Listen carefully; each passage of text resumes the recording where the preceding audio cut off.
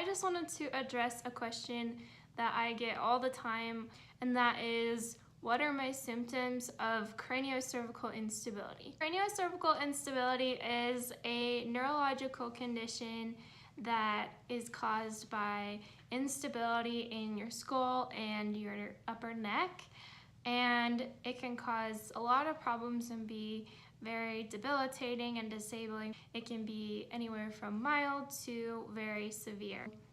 I've been experiencing symptoms for quite a few years now, and so I made a list to share with you guys what symptoms I have, and also share some symptoms that I don't have but that some people with CCI do have.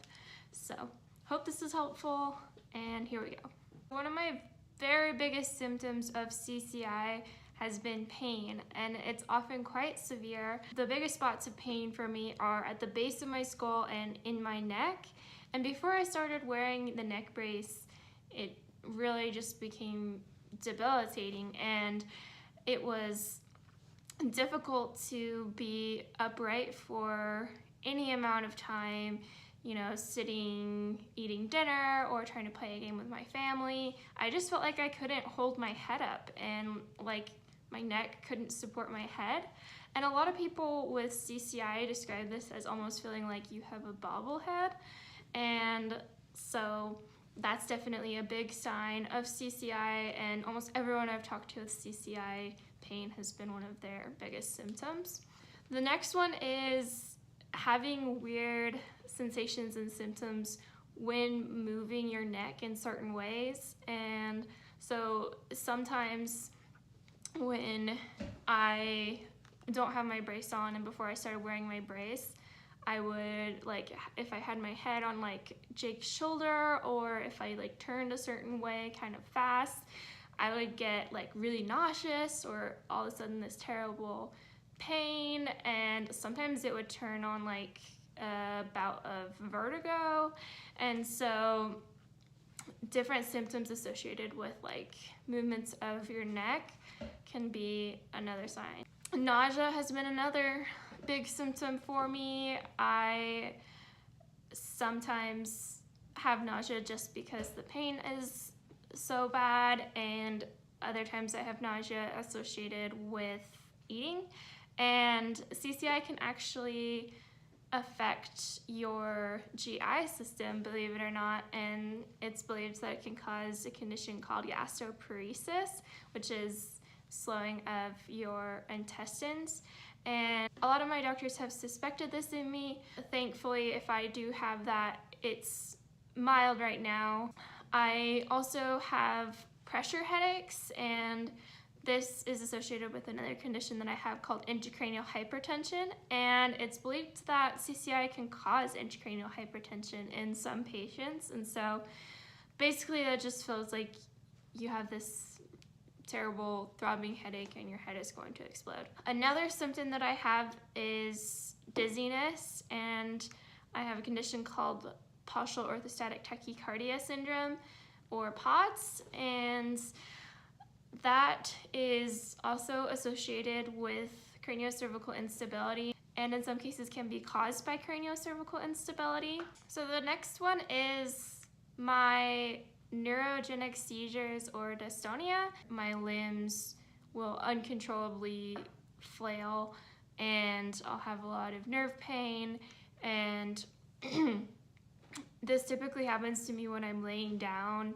at night and when I'm at rest. I don't know why that is. It has happened to me when I've been sitting up or even standing in rare cases, but for me it typically happens at night, and basically I'll start getting this really bad nerve pain and tingling in my legs and in my arms, and then my arms and legs will violently flail for a few seconds, and this can happen like over and over and over and over again, and sometimes keeps me up like all night. And before I had my neck brace, that was one of my most debilitating symptoms because I wasn't getting any sleep, and it really was just kind of like a nightmare. And I know a lot of people that have CCI do experience non-epileptic seizures, and so some doctors that don't recognize CCI might tell you, oh, it's a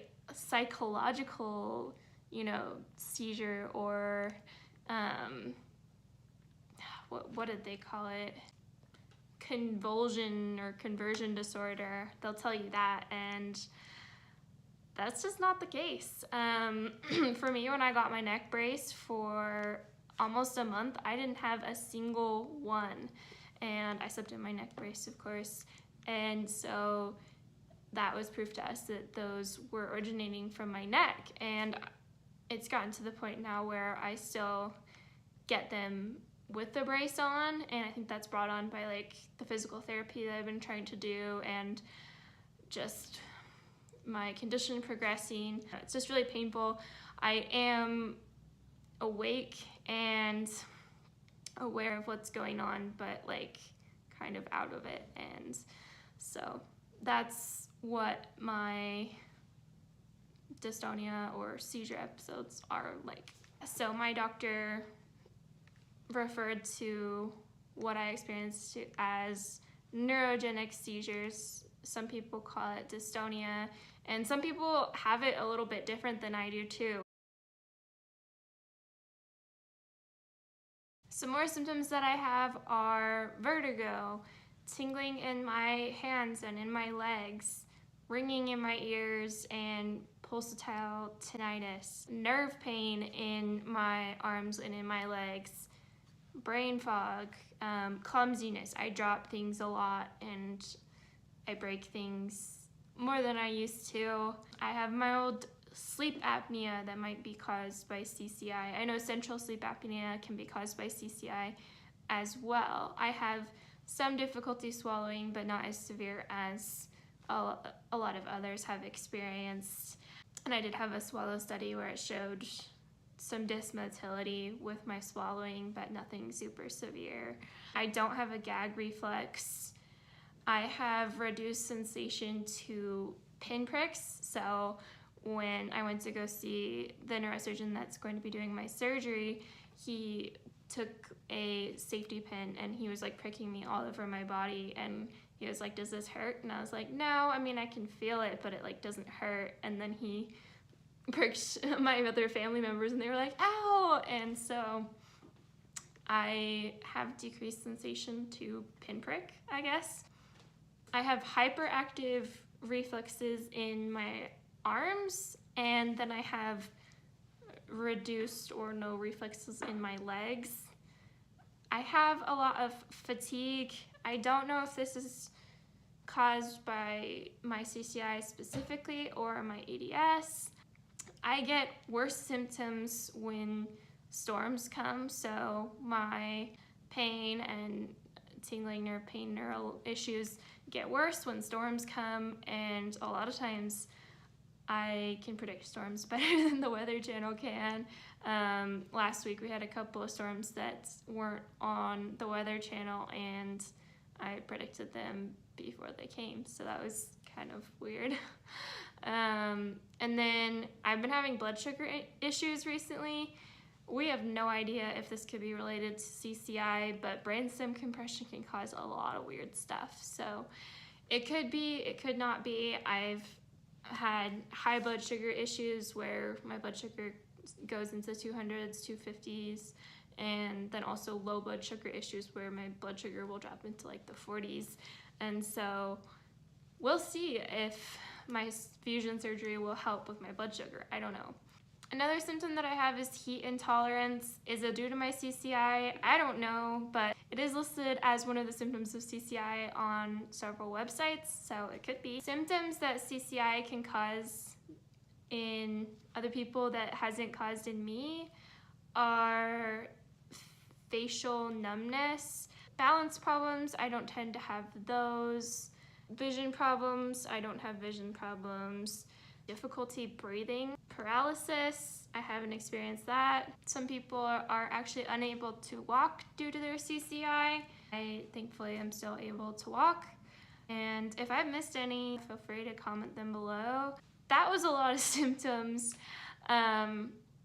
but it does cause a lot of symptoms. It really can cause so many things to go wrong in people's bodies, and I hope that more doctors will recognize CCI in the future and that people will get diagnosed quicker before so much damage is done.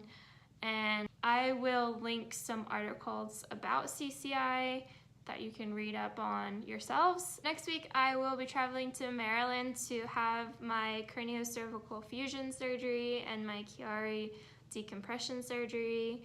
And I'm planning on doing some sort of vlog while I'm recovering in the hospital just to show you what it's like. If you want to follow along on my journey, then you can click subscribe, and I will look forward to seeing you next time. Bye!